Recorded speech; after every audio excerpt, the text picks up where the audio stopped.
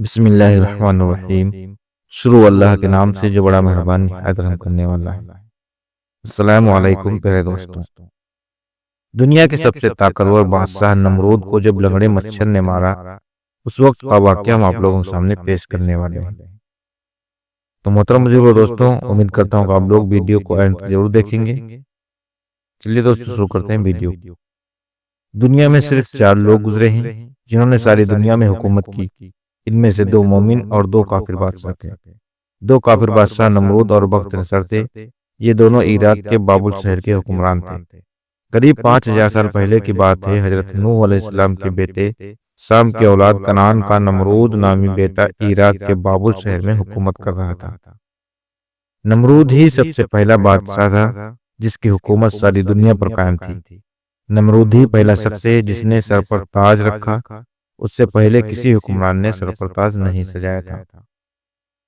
नमरूद के महल और राजधानी बाबुल में ढेरों बुत थे, जिसमें नमरूद का बुत सबसे ऊंचा और आलीशान था। बाकी देवी देवताओं की मूर्तियां छोटी थी।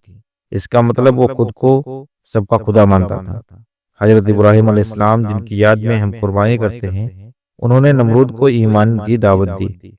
नमरूद को बहुत समझाया, उल्टा उसने आपको आग में डलवा दिया। हजरत इब्राहिम अलैहिस्सलाम आग में भी न जले।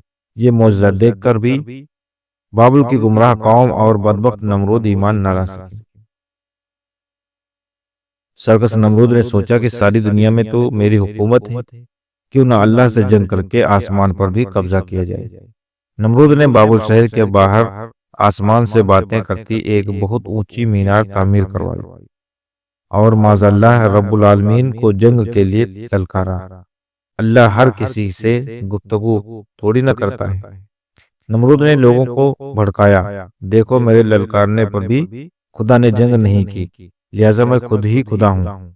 ये देखकर बाबुल की आवाम नमरूद को खुदा मानकर सजदा करने लगी। जंग के लिए ललकारने पर अल्लाह ने नमरूद के महल में फरिश्तों को नसीहत के लिए भेजा। जालिम नमरूद ने नसीहत पर कान न धरे, उल्टा घमंड में आकर अल्लाह और उसके फरिश्तों से जंग का ऐलान करने लगा। फरिश्ते ने उसे 3 दिन की मोहलत दी ताकि नमरूद जंगी साजो सामान इकट्ठा कर सके। 3 दिन बाद नमरूद जो सारी दुनिया का बादशाह था, दुनिया के कोने कोने से फौजें इकट्ठा करके मैदान में आ हटा। अल्लाह ऐसे जालिमों से बदला लेने के लिए जो घमंडी और सरकस होते हैं, अपने ताकतवर फरिश्तों को नहीं भेजता, बल्कि अपने सबसे कमजोर शय को भेजता है ताकि घमंडी का घमंड चूर हो जाए। लिहाजा अल्लाह ने नमरूद के लश्कर का सामना करने के लिए मच्छरों की फौज भेज दी। करोड़ों अरबों मच्छरों ने चंद मिनटों में नमरूद की तमाम फौज का सारा खून चूस लिया, जिसमें गोश्त भी बाकी न छोड़ा। नमरूद की सारी फौज मच्छरों के हमले से मारी गई। मच्छरों में से एक लंगड़े मच्छर को अल्लाह ने हुक्म दिया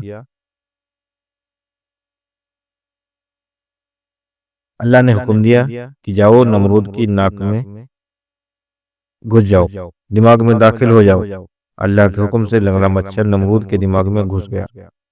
लंगड़े मच्छर ने नमरूद के दिमाग की नसों में ठिकाना बना दिया। मच्छर के काटने से घमंड नमरूद का सर दर्द से फटने लगता। वो दरबारियों और नौकरों से अपने सर पर जूते पिटवाता ताकि उसे सर दर्द में राहत मिले।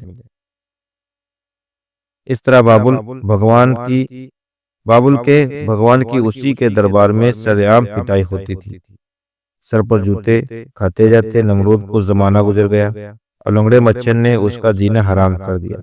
आखिर एक दिन दिमाग की नस फटने से इस काफिर और घमंडी बादशाह का हमेशा हमेशा के लिए खात्मा हो गया,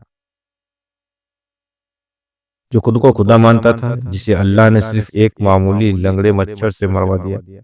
अल्लाह जब किसी को हुकूमत देता है तो उसे अवाम का ख्याल रखना चाहिए, उन्हें गुमराही में नहीं डालना चाहिए। हुक्मरान हुकूमत मिलने पर सरकसी और घमंड न करे, वरना अल्लाह ऐसे सरकस और घमंडी को, चाहे वो सारी दुनिया का सबसे ताकतवर हुक्मरान ही क्यों न हो, एक मामूली और हकीर मच्छर से भी मरवा सकता है। मोहतरम बुजुर्गों दोस्तों, ये थी हमारी आज की वीडियो जो आप लोगों के सामने बयान की। कि अल्लाह ताला गुरूर को कतई पसंद नहीं करता। इसलिए हम आपसे गुजारिश करते हैं कि अपने अंदर गुरूर तकब्बुर कतई न लाएं। अल्लाह ताला हमें कहने सुनने से ज्यादा अमल करने की तौफीक अता फरमाए। अब मिलते हैं अगले वीडियो में, तब तक के लिए अल्लाह हाफिज।